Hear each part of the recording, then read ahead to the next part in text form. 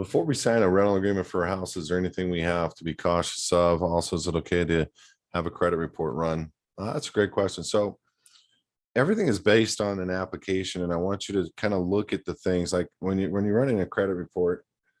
A lot of things happen. Like they now know where you're at. First and foremost. Secondly, like if it were me, the ideal position would be, look, I want my business to take care of this. Do you care if I just give you a double deposit? And I'd be like, sure. Sometimes they only want 1 month. If you offer a 2 month deposit and you give them the tax ID number of the foundation and put everything in the name of the foundation, that home is now private. And then you register the bills in the name of the foundation and pay everything through the foundation. That's how I would do it. I've only rented one place in the last meaning a place where I had to go out and try to qualify for. Remember, I lived in a bus for 10 years. So I didn't really need to rent anything. I showed up and paid and I was in. But I had to rent an apartment once, and the structure I just gave you is the exact structure that I did.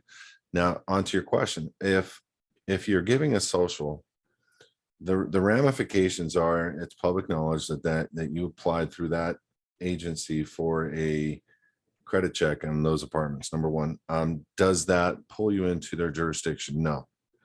Especially if on the application you're writing the registered organization name, all caps name on the application, and then you sign it with the word by in front of your name. You're showing that you're the authorized agent. Agent could be the trustee, it could be the beneficiary, it doesn't matter. You're the authorized agent. And so you're defining yourself as a different person on the signature line than you're actually on the application. So from a legal standpoint of a pretense, if that application were to ever be brought into any court to prove jurisdiction, you would have the basic elements of protection that you would need.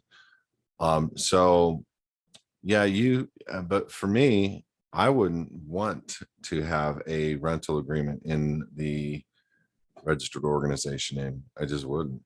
So anything you can do to avoid that, avoid it. But if you absolutely have to, the credit report being ran isn't going to traverse you into the jurisdiction if you follow basic instructions like I just gave.